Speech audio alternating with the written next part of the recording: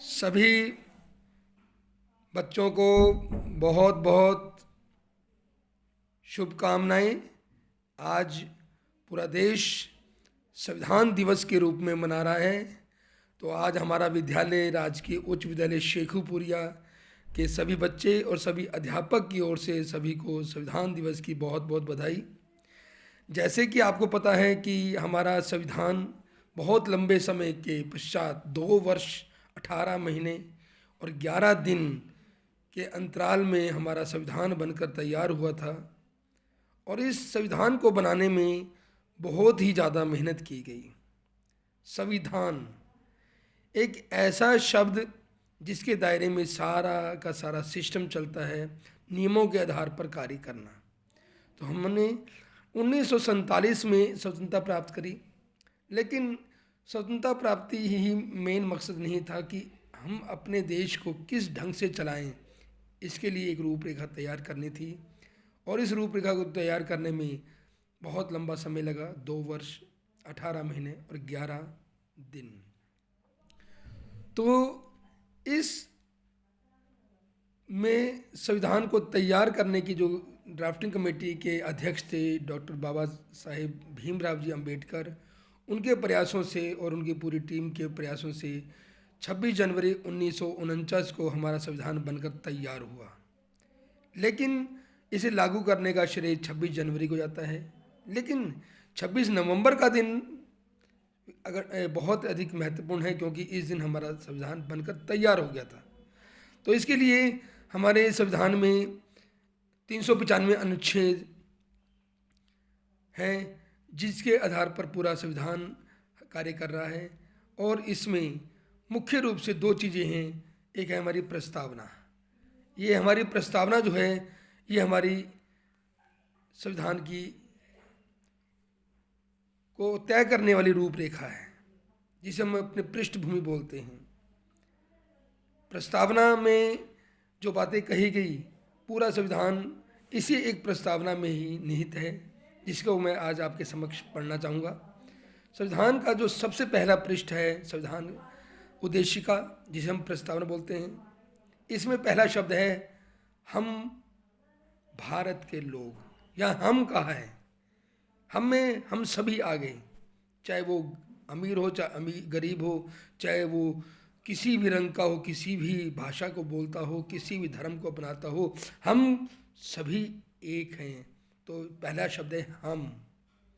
भारत के लोग भारत को एक संपूर्ण प्रभुत्व संपन्न, समाजवादी, धर्मनिरपेक्ष यानी पंथ निरपेक्ष, लोकतंत्रात्मक गणराज्य बनाने के लिए तथा उसके समस्त नागरिकों को सामाजिक, आर्थिक, राजनीतिक न्याय,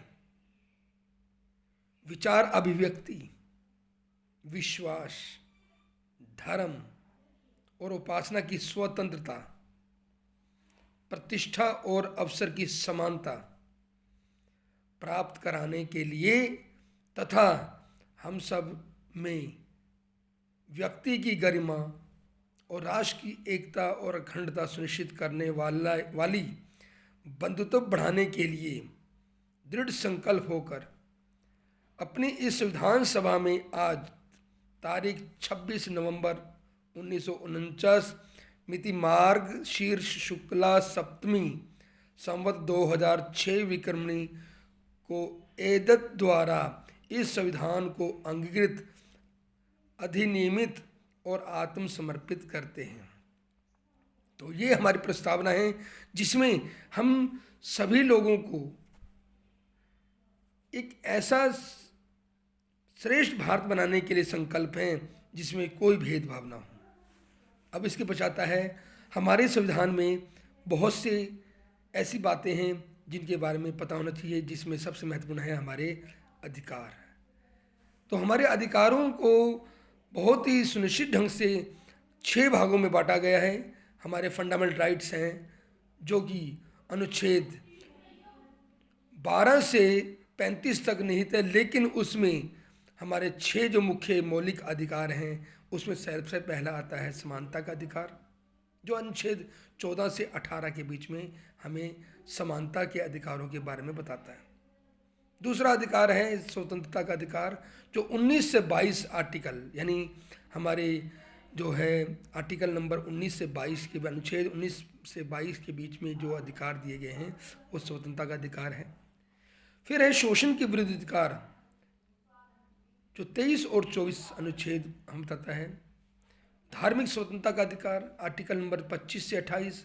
सांस्कृतिक एवं शिक्षा का अधिकार 29 और 30।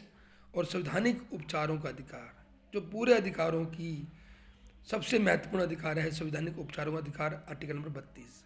तो ये 6 अधिकार हमें इसलिए दिए गए हैं ताकि हम इन अधिकारों का प्रयोग कर अपने आप को एक अच्छा नागरिक बना सकें, मजबूत और श्रेष्ठ भारत बनाने में अपना योगदान दे सकें। तो हमें अपने अधिकारों के बारे में जानकारी होनी चाहिए। लेकिन इसके साथ साथ अधिकार तो सभी जानते हैं, लेकिन अधिकारों के साथ साथ अगर हम अपने मौलिक कर्तव्यों के बारे में जानकारी ले लें तो बहुत अच्छी बात है। 6 अधिकार हैं लेकिन मौलिक अधिकार 10-11 हैं।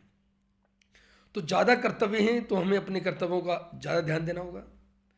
हमें अधिकारों के भी जानकारी होनी चाहिए, लेकिन आज के समय में क्या है, लोग अधिकार जानते हैं लेकिन अपने कर्तव्य नहीं जानते। तो कर्तव्यों के बारे में थोड़ी सी बात बताना चाहूँगा। सरदार स्वर्ण सिंह समिति की अनुशंसा पर संविधान के 4 संशोधन 1976 में मौलिक कर्तव्यों को संविधान में जोड़ा गया। इसे रूस के संविधान से लिया गया है। इसे भाग 4 के अनुच्छेद 51 के तहत रखा गया है।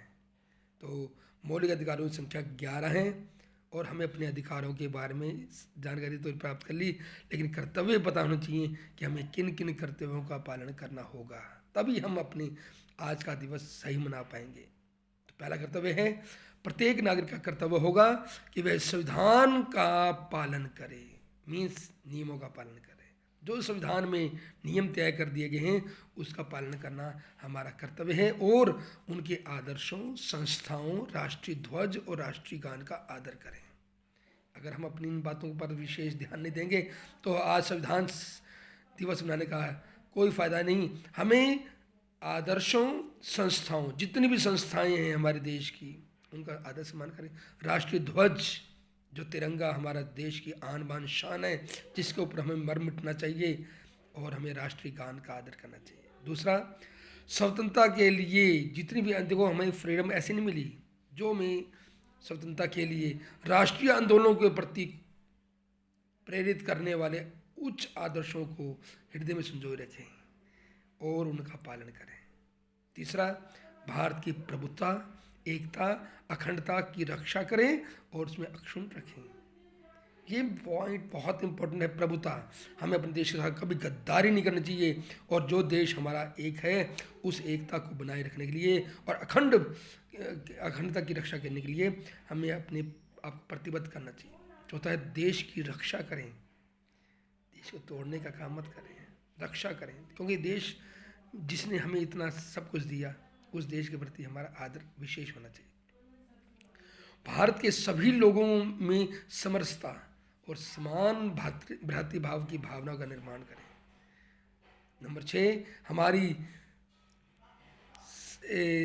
संभाषिक, सांस्कृतिक और गौरवशाली परंपराओं का महत्व समझें और उसका परिरक्षण करें।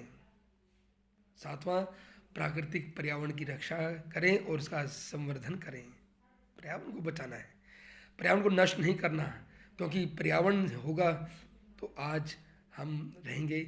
लेकिन देखिए पीछे कुछ समय से हमारे पर्यावरण को कितना नुकसान हुआ, जिसका फल आज हम भुगत रहे हैं। कोरोना जैसी बीमारी जो आज हमारे पर्यावरण के दूषित होने के कारण से, हमारे खान पान के कारण से हुआ है। तो इसलिए हमें, हमारा ये श्रेष्ठ कर्तव्य बनता है कि हमें पर्यावरण के प्रति सजग रहना है। वैज्ञानिक दृष्टिकोण और ज्ञानार्जन की भावना को विकसित करें और सार्वजनिक संपत्ति की सुरक्षा करें। जितनी भी हमारी सार्वजनिक संपत्ति है उसकी हमें सुरक्षा करनी है, क्योंकि सार्वजनिक संपत्ति पर अधिकार सबका होता है। इसलिए हमें कोई भी इस प्रकार से कार्य नहीं करना जिससे हमारे सार्वजनिक संपत्ति को नुकसान हो। जैसे कि हमारे रेल हैं, हमारी सड़कें हैं, हमारे बहुत सी ऐसी चीज़ें हैं जिसका अगर हम नुकसान पहुँचा दें तो इससे हमें हमें ही नुकसान होगा, क्योंकि अल्टीमेटली हमारे टैक्स से ही सारा काम चलता है। इसलिए सार्वजनिक संपत्ति की हमें रक्षा करनी भी है और उसको नुकसान पहुँचाने के बारे में कभी सोचना भी नहीं। व्यक्तिगत और सामूहिक गतिविधियों के सभी क्षेत्रों में उत्कृष्ट की ओर बढ़ने का सतत प्रयास करें, लगातार कंटिन्यूटी, हमें लगातार बढ़ना है, सभी की गतिविधियों में शामिल होना है। और आखिरी है, माता पिता या संरक्षक द्वारा 6 वर्ष से 14 वर्ष तक के सभी बच्चे के लिए प्राथमिक शिक्षा प्रदान करना, जो बाद में संशोधित करके मिलाया गया है। तो इस प्रकार से हमें अपने इन मूल कर्तव्यों के प्रति सजग रहना है और इनके प्रति हमें सम्मान रखना है। तो इसी के साथ मैं नरेश कुमार ग्रोवर, राजकीय उच्च विद्यालय शेखुपुरिया से आप सभी को पुनः संविधान दिवस की बहुत बहुत शुभकामनाएं देता हूं। और आप लोग भी आज शपथ लें कि हम अपने संविधान की रक्षा करेंगे और संविधान के द्वारा बनाए गए नियमों का पालन करेंगे। धन्यवाद। Thank you.